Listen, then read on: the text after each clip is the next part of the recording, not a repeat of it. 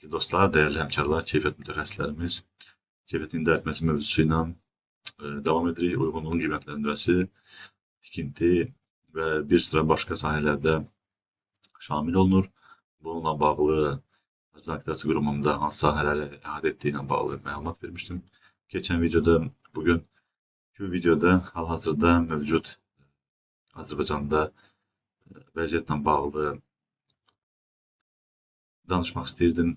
Bu danışacağımız mövzu qeyri-neft mallarından bağlıdır. İxracat yönümlü siyasətimizdə, dövlətimizin siyasətində görsənən odur ki, müəyyən dəyişikliklər olacağı gözlənilir və bununla bağlı müəyyən subsidiyalar, dəstəklər dövlətimiz tərəfindən olacağını görürük.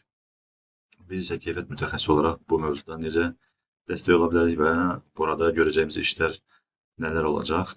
Bunu müzakirə etmək istədim, fikirlərimi paylaşmaq istədim.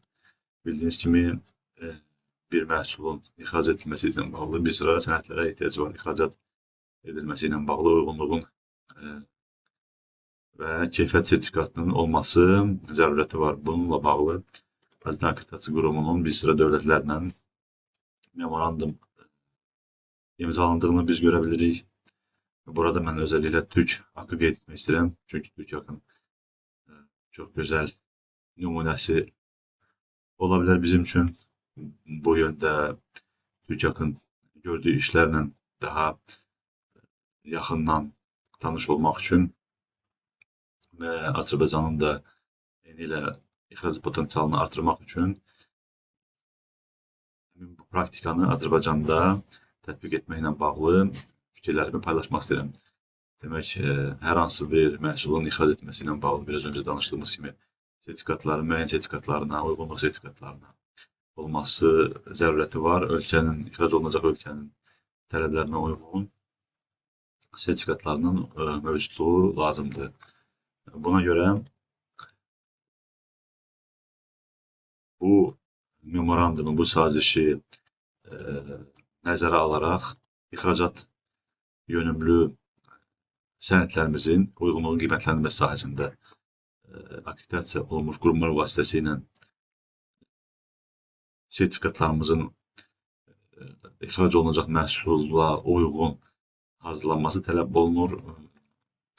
Bu Azərbaycan Akkreditasiya Qurumu vasitəsilə və ya digər bu görsənən qurumlar vasitəsilə ola bilər.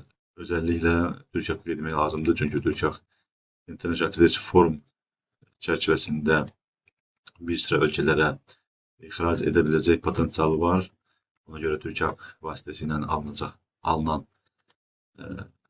sertifikatlar uyğunluğun qiymətləndirməsi sahəsində məhsulun sertifikatını almaqla AZAK-la və yaxud Türk haqqla bir sıra burada görsənən və eyni zamanda Türk haqqının üzvü olduğu həm bu International Accreditation Forum IAF members olan ölkələrə rahatlıqla ixracat edə bilərik.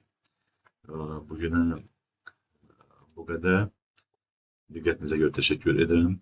Sağ olun.